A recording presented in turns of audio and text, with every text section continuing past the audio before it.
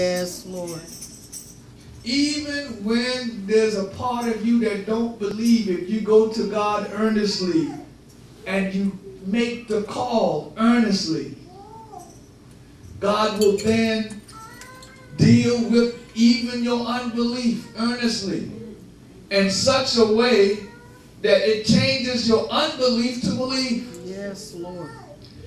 What it took to change that man's unbelief was an unadulterated miracle that his son was changed.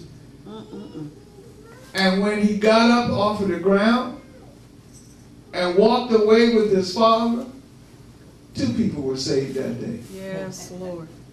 At least 2 people were saved that day. Well, we have explored the call and we got the answer. But what about the salt? The salt was still battling who would be greater. I'm the greatest salt around here. Just put me inside some of your food and see how nice it will taste. No, I'm the greatest salt. Jesus said, what are y'all arguing about on the road? Right? It was a big argument, but nobody's talking. Because that's what you Christian people do. Y'all don't hate me out here. That's what you Christian people do. You have these big and serious and deep arguments amongst yourself, and then when it's brought out in the open, nobody wants to say anything. You can do all the talking when you're on the road, driving to the sanctuary, driving back home. I can't stand this one, I don't like this one, you know they think they're this, no he thinks they're that, blah, blah, blah, blah, blah, blah, blah, blah. Big old argument. Then when it's exposed, nobody got anything to say. It's all quiet. Either that or it's all pretense. I'm going to leave that alone. But Jesus says, what are you arguing about? Because he already knows. And he says, well, if you're going to be great, you have to be the least.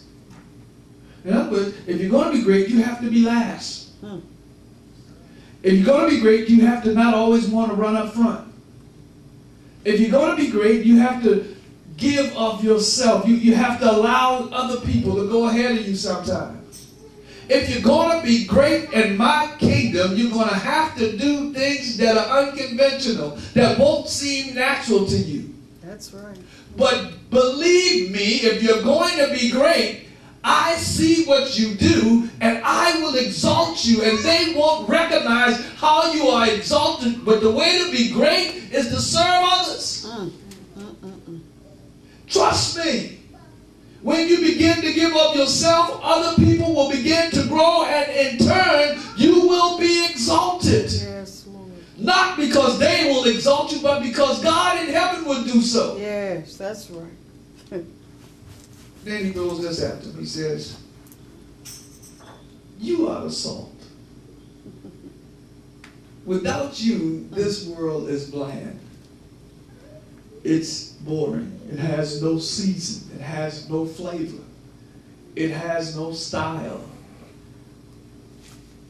Without you, this world don't have much.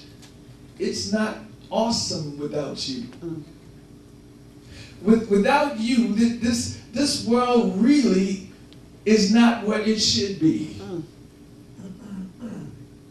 But if you become like the world, if you who are the salt, who are the spice, if you who are the flavor become just like the world, if you lose your saltiness, if you lose your flavor, your style, your swag, if you lose it, then your spice is good for nothing. My Lord. Why in the world am I going to give you the spice and you're not going to spice up things?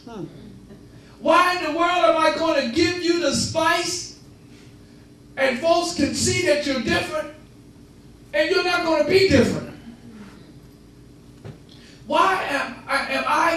make you different and you try to be like everybody else. If the salt has lost its flavor, it is good for nothing. That's right. You can't change the world being just like the world. You can't make a difference if you aren't any different. My Lord. You can't accomplish great things if you won't act great or be great. You can't command demonic spirits to leave anything if you act like a demon yourself. My Lord. How can you? How can you continue to be just like you used to be and then declare that you are mine? You must be spicy. You must spice it up.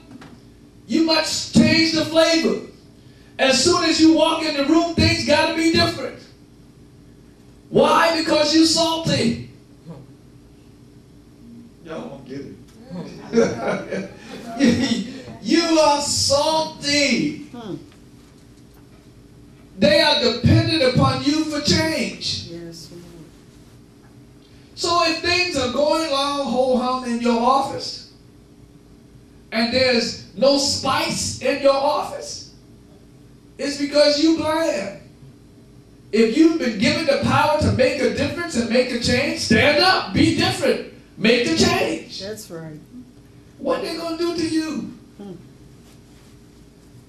That's your power. That's your nick. That's your cash. That's you right there. You're spicy. They can't stop that. They can't change that. That's what spicy does. It changes the flavor of things. It makes it different. So listen, don't be surprised that people are dependent upon you to be different. Last but not least, on the soul. Sometimes in life you have situations that dominates you so much that you feel trapped.